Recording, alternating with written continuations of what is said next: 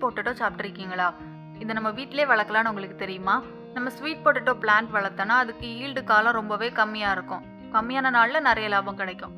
இதுக்கு நமக்கு கொஞ்சம் விஷயம் தெரிஞ்சுக்கிட்டா போதும். சக்கரவள்ளி கிழங்கு செடி பொதுவாக 100 முதல் 22 நாட்களில் கிழங்கு தரும். இதுக்கு 2 முறையில் நம்ம இந்த கிழங்கு செடியை வளர்க்க முடியும். கிழங்கு துண்டாக்கி மண்ணில் வச்சு வளர்க்கலாம். இல்லைன்னா நட்டு வச்சிருக்கக்கூடிய அந்த செடியில் உள்ள கொடியை மட்டும் துண்டா வெட்டி நம்ம நடலாம். கொடி மெத்தடில் இந்த செடி ரொம்பவே பரவி வளரக்கூடிய ஒரு செடி.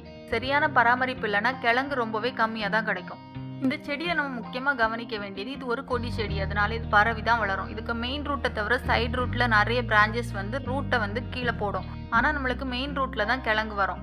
இப்படி சைட் பிரான்ச் போட்டு வேற வேற இடத்துல ரூட் இருக்கனால எல்லா நியூட்ரிஷனும் செடியை எடுத்துக்கும். நமக்கு கிழங்குக்கு நம்மளுக்கு போதுமான சைஸ்ல கிடைக்காது. இதுக்காக நம்ம என்ன பண்ணலாம் அப்படின்னா, சைடில் போகக்கூடிய பிரான்ச்சஸை நம்ம கட் பண்ணி விடலாம். இல்லைனா அதுக்காக நம்ம ஆர்கானிக் ஸ்ப்ரே எல்லாம் இருக்கு, நீங்க ஸ்ப்ரே பண்ணா கூட அப்படி சைட் பிரான்ச்சஸ் வராம இருக்கும்.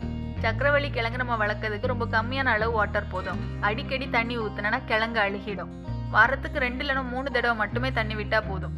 சாயில் கொஞ்சம் ஈரமா இருந்தா போதும், ரொம்ப வெள்ளை மாதிரி தண்ணி இருக்கணும் அப்படின்னு இல்லை. சக்கரவள்ளி கிழங்குல விட்டமின் ஏ, சி நிறைஞ்சிருக்கு. இம்யூனிட்டி அதிகமா இருக்கு. அயன், கால்சியம் இருக்கனால எலும்புக்கும் ஆரோக்கியம். ஃபைபர் அதிகமா இருக்கனால செரிமானத்துக்கு நல்லது. பிளட் ப்ரெஷரை கூட கண்ட்ரோல் பண்ணுது. சக்கரவள்ளி கிழங்கு நம்ம வீட்டில் சுலபமா வளர்க்கலாம். இது நம்ம உடலுக்கு அற்புதமான பலனை தரும்.